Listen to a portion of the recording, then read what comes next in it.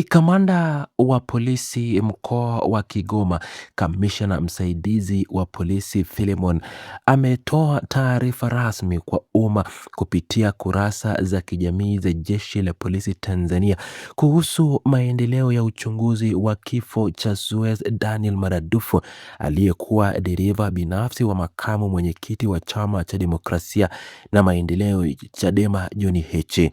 Hatua hii ya jeshi la polisi inalenga kutoa ufafanuzi wa kisheria na kiutaratibu kufuatia taharuki, sintofahamu na mijadala mikali iliyoibuka kwenye jamii baada ya kifo hicho cha ghafla kutokea katika mazingira yanayotajwa kuwa tatanishi. Ufafanuzi huu una umuhimu mkubwa kiutawala na kisiasa nchini Tanzania, kwani unaguza moja kwa moja mahusiano kati ya vyombo vya dola, vyama vikuu vya upinzani na imani ya wananchi juu ya mifumo ya utoaji haki na usalama wa raia, hasa viongozi na wasaidizi wao wa karibu. Jeshi la polisi limeeleza kuwa mwili wa marehemu umefanyiwa uchunguzi wa kisayansi na wa kitabibu unaojulikana kama postmortem katika hospitali ya rufaa ya mkoa wa Kigoma. Zoezi hilo limeendeshwa na jopo la madaktari bingwa kutoka hospitali za rufaa za Budago, Geita na Dodoma, wakishirikiana kwa karibu na afisa mwandamizi kutoka maabara ya serikali. Uchunguzi huu wa kitabibu umefanyika kwa uwazi mbele ya viongozi wakuu wa kitaifa wa Chadema pamoja na ndugu na wafamilia wa karibu wa marehemu, ili kuhakikisha pande zote zinadhihirishwa na mwenendo wa usanyaji wa ushahidi wa awali wa kisayansi. Baada ya kukamilika kwa zoezi hilo la upasuaji na uchunguzi wa awali, wataalamu au wa afya kwa kushirikiana na jeshi la polisi wamechukua sampuli mbalimbali za viungo na majimaji kutoka kwenye mwili wa marehemu. Sampuli hizo zimesafirishwa kuelekea kwenye maabara kuu ya serikali kwa ajili ya kufanyiwa vipimo vya kina zaidi vya kikemia ili kuthibitisha kwa uhakika chanzo halisi cha kisayansi kilichosababisha kifo hicho cha ghafla. Hatua hiyo imekuwa ya lazima kufuatia mwili wa dereva huyo kupatikana tarehe mosi Julai mwaka wa 2026 katika nyumba ya kulala wageni inayofahamika kwa jina la Mtahaba iliyopo mkoani Kigoma, ambapo askari walibaini kuwepo kwa dawa mbalimbali za kibinadamu na vidonge vya ndani ya chumba alichokuwa ameipanga marehemu. Kutolewa kwa taarifa hii kumesababisha mfululizo wa maoni, uchambuzi na malumbano makali kutoka kwa wadau, wananchi na wafuatiliaji wa masuala ya kijamii na kisiasa nchini kupitia majukwaa mbalimbali ya kidijitali. Sehemu kubwa ya jamii imeonyesha kutosimama upande mmoja, huku baadhi ya watu wakioji namna halisi na lengo la taarifa hiyo ya polisi, wakidai kuwa haiwapi majibu ya moja kwa moja kuhusu kilichomuua Maradufu, bali inaongeza mlolongo wa maneno mengi yasiyo na ufumbuzi wa haraka. Wananchi hao wameeleza kuwa ingekuwa vyema kama jeshi lingesubiri ripoti kamili ya maabara itoke badala ya kutoa maelezo yanayoonyesha mchakato wa kuchukua sampuli tu, hali inayotafsiriwa na baadhi yao kama kucheleweshwa kwa ukweli.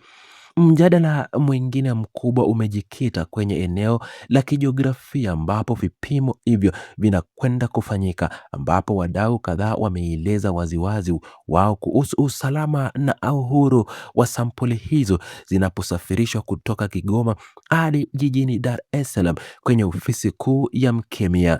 Wapo wanapopendekeza kuwa uchunguzi huru na wa haki unapaswa kukamilika pale pale eneo la tukio, huku pande zote zikishuhudia majibu yakitolewa moja kwa moja maabarani, baada ya kuacha mfumo ambapo mtu mmoja anayechukua sampuli na kwenda kutengeneza majibu anayajua yeye mwenyewe kwenye maabara ya mbali. Hata hivyo, wapo wananchi wanaojielewa ama wanaolielewa jeshi la polisi na kulipongeza kwa kufuata misingi ya kitaaluma ya upelelezi kwa makosa ya jinai, na kuwasihi wadau wa siasa kuwa na subira wakati wataalamu wakikamilisha kazi yao. Suala hili pia limezua hisia kali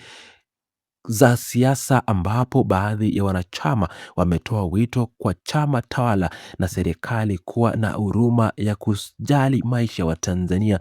katika kila jambo linalotokea nchini. Wakati huo huo, viongozi wakuu wa Chadema wakiongozwa na John Heche pamoja na naibu katibu mkuu wa Tanzania Bara Amani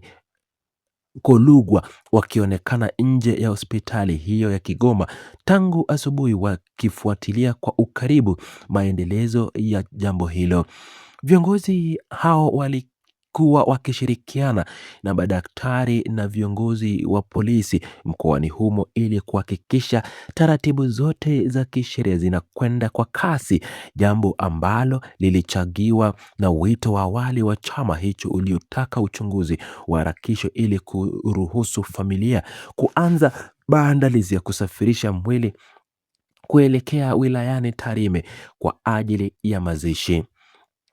Utaratibu huu unahusisha pia background ya marehemu ambaye amekuwa nguzo muhimu katika maisha ya kibinafsi na kisiasa ya familia Heche, akianza kazi ya udereva wa malori na magari ya Land Rover ya mzee Suguta Heche yalikuwa yakifanya safari kati ya Tarime, Serengeti, Sirari na Mnyamongo kabla ya kuhamia kwa John Heche wakati wa kampeni na kipindi alichokuwa mbunge wa Tarime vijijini. Kuwepo kwa viongozi hao mkoani Kigoma, mbali na maeneo yao ya kawaida ya kazi na nyumbani kwao Bomani Tarime, kunadhihirisha uzito wa safari hiyo ya kikazi iliyohitimishwa na mauti hayo tatanishi katika hoteli ya wageni. Mazingira ya usanyaji wa ushahidi na uchambuzi wa vidonge vilivyokutwa eneo la tukio bado yanasubiri uthibitisho kama vilivyokuwa ni sehemu ya matibabu ya kawaida ya dereva huyu au kama vilihusika na kupoteza kwake uhai. Jeshi la polisi limeendelea kusisitiza kuwa upelelezi haufungwi na kwamba ushirikiano wa karibu kati ya madaktari bingwa wa mikoa mitatu tofauti na maofisa wa serikali utasaidia kutoa ripoti